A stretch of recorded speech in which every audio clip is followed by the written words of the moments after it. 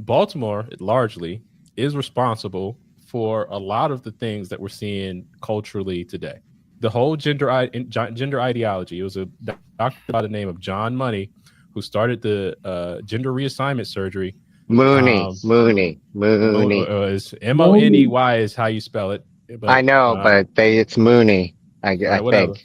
So John Mooney, Money, whatever. John. His name transitioned. Oh Lord! So he started the gender reassignment theory, and he botched the lives of these two, these twins. John Money was a professor of pediatrics and medical psychology at Johns Hopkins University from 1951 until his death. He made up the words as gender role and sexual orientation. By doing this, he became one of the very first people to talk about these ideas. What should they do now? They had a boy without his manly body part. But that's when they saw John Money on TV talking about how babies could be raised as boys or girls. It seemed like an answer to their prayers, so they contacted him and Money was thrilled. He thought this case could prove his ideas to the world. They took him to Johns Hopkins Hospital in Baltimore in the early 1967 to see John Money. From then on, David was raised as Brenda, which was similar to his first name, Bruce. They gave David dresses, dolls, and even hormone treatments to make her more like a girl. Money came. The whole prayer out of schools, that largely started in Baltimore at the Woodbourne School, Madeline O'Hare. So when we talk about removing prayer out of schools, that campaign largely started here. She's conceded that the Constitution protects freedom of religion and not freedom from religion. I'd like to know by what right she thinks she can force others to follow her beliefs and abandon public belief in God. We're not asking you to. We're asking you not to intrude yourself into government functions of any sort. The public schools are supported by tax funds. Stay the hell out of them. Government institutions are supported by tax funds. Take your creches and your menorahs and get them the hell off of the lawns and out of the courthouses, etc. Practice your religion in your home and in your heart, in your churches. Don't bring it into government. We're not asking for anything special. We are simply saying this is a secular country and it should remain like that, instead of you attempting to intrude your insanity into the affairs of ordinary people. Talk about redlining. Oh, Lord. It was a mayor by the name of J. Barry Mahul in 1909 who introduced America's first policy of redlining.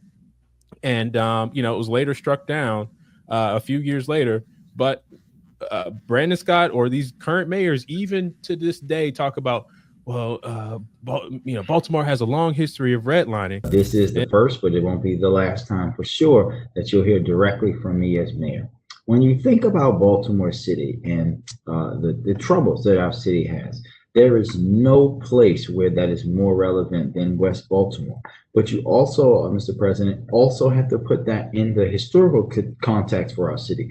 You hear me talk a lot about Baltimore City being the birthplace of housing, redlining, racial segregation legislation, right? And the impacts of that is seen throughout our city, but more so in West Baltimore than anywhere. We have the poster child for in racial inequality in the highway to nowhere. And they never mentioned it was a Democrat mayor that did it. Right? They never mentioned that. Matter of fact, if they elected a Republican, then maybe things would be different.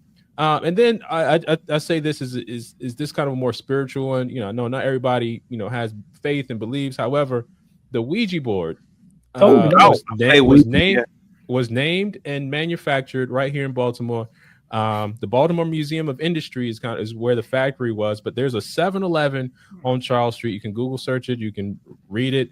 There's a plaque in that 7-Eleven on Charles Street right next to Peabody. There's a plaque that is essentially dedicating this building or honoring that the Ouija board was named and originated right here. So located in Baltimore, Maryland, this building, which is now the current 7-Eleven, used to be a townhouse. And on one April night, 1890, the Ouija board was born.